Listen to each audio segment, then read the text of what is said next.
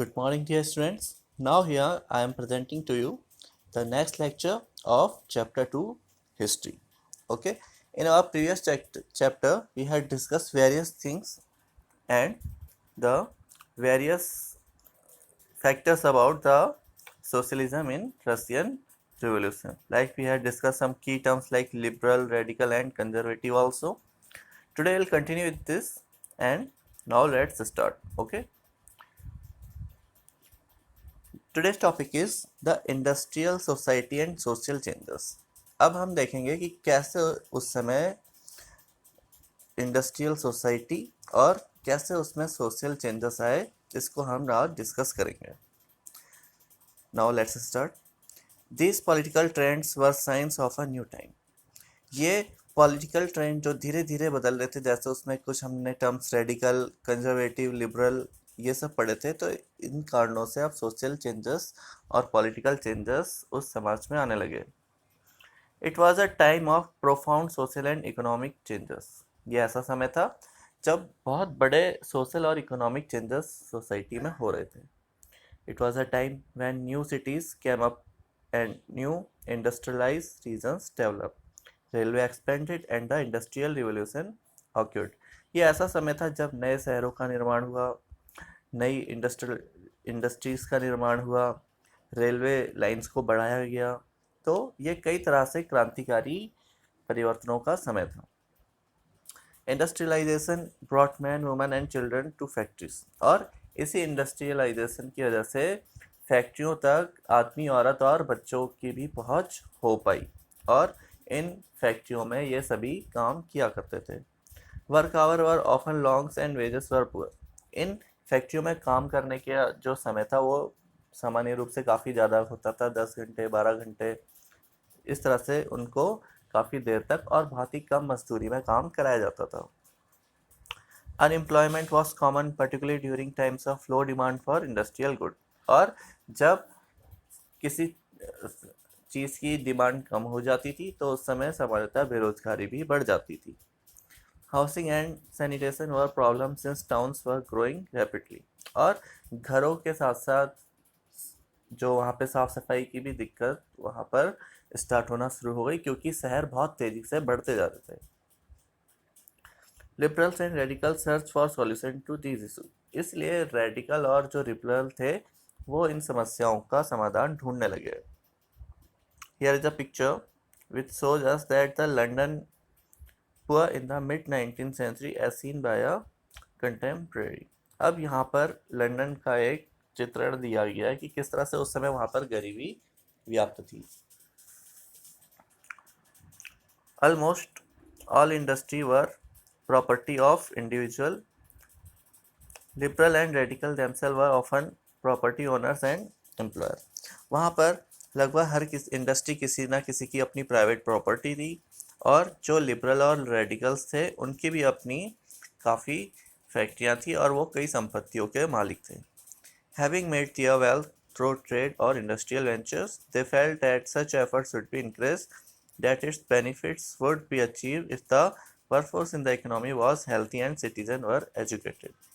हालांकि उन्होंने ये सारे जो पैसे थे वो उद्योग और व्यापार के द्वारा कमाए थे, लेकिन फिर भी उनका मानना था कि एक अच्छे राष्ट्र के निर्माण के लिए इकोनॉमी का अच्छा होना, लोगों का स्वस्थ होना और लोगों का एजुकेटेड होना बहुत ज़रूरी है. Opposed to the privileges the old aristocracy had by birth, they firmly believed in the value of individual effort, labor and enterprise. और वो जन्म से ही किसी को विशेष अधिकार मिलने का विरोध करते थे और उनका मानना था कि योग्यता के आधार पर ही किसी भी व्यक्ति का सम्मान होना चाहिए. If freedom of individual was ensured, if the poor could labor and those with capital could operate without restraint, they believed that society would develop. और उनका मानना था कि अगर हर गरीब इंसान को काम मिले और हर किसी उद्योगपति को बिना किसी बाधा के काम करने को मिले तो ये जो समस्या यहाँ सोसाइटी में है ये ख़त्म हो सकती है और इनका विकास हो सकता है. Many working men and women who wanted changes in the world rallied around liberal and radical groups and parties in the early 19th century. और बहुत सारे वर्किंग मैन और वुमन का जो ग्रुप था जो कि सोसाइटी में चेंजेस चाहता था, वो इन्हीं लिबरल और रेडिकल लोगों के ग्रुप के साथ खड़ा दिखाई पड़ता था अर्ली 19th सेंचुरी में। Some nationalist, liberal and radical wanted revolution to put an end to the kind of government established in Europe in 1815। और कुछ नेशनलिस्ट चाहते थे, इनके साथ साथ लिबरल और रेडिकल भी चाहते थे कि सरकार के द्वारा जो कुछ परिवर्तन 1815 में यूरोप में किए गए उनमें कुछ परिवर्तन किए जाए। In France, Italy, Germany and Russia they become revolutionary and work to overthrow existing monarch. और इसीलिए फ्रांस, इटली, जर्मन और रसिया में जहाँ जहाँ पे भी मोनार्की यानी किसी एक राजा या किसी एक व्यक्ति का शासन था, उन्होंने उसे ख़त्म करने का प्रयास किया। Nationalists talked of revolution that would create nations where all citizens would have equal right। और जो नेशनलिस्ट राष्ट्रवादी थे उनका मानना था कि इस क्रांति के द्वारा हमें एक राष्ट्र का निर्माण करना चाहिए और इस नेशन में सभी लोगों को बराबरी का अधिकार प्राप्त होना चाहिए। After 1815, Giuseppe Mazzini, an Italian nationalist, conspired with others to achieve this in Italy। और 1815 के बाद गिउसेप्पे मैज़िनी, जो कि इटली का एक राष्ट्रवादी नेता था, उसने इटली को इस तरह से स्वतंत्र कराने का प्रयास किया। Nationalist elsewhere including India read his writing. और भारत में भी जो राष्ट्रवादी लोग थे वो मैज़िनी के विचारों से प्रभावित थे। Now the coming of socialism to Europe. अब यूरोप में किस तरह से सोशलिज्म यानी समाजवाद का दायरा बढ़ा, ये हम देखते हैं। Perhaps one of the most far-reaching vision of how society should be structured was socialism। शायद सबसे ज़्यादा सोसाइटी किस तरह से होनी चाहिए, यही समाजवाद की सबसे प्रमुख विचारधारा थी कि समाज को किस तरह से होना चाहिए। By the mid-19th century in Europe, socialism was a well-known body of ideals that attract widespread attention। 19th century के मध्य तक यूरोप में सोशलिज्म अच्छी तरह से प्रसार अपना कर चुका था और उसने लोगों का ध्यान अपनी ओर खींचा। Socialists were against private property and saw it is the root of all social ills of time। Why? Socialist का मानना था कि किसी को भी किसी संपत्ति पर व्यक्तिगत अधिकार नहीं होना चाहिए, यही सभी मूल कारणों की परेशानी का जड़ है। Individual owned the property that gave employment, but the property were concerned only with personal gain and not with the welfare of those who made the property productive।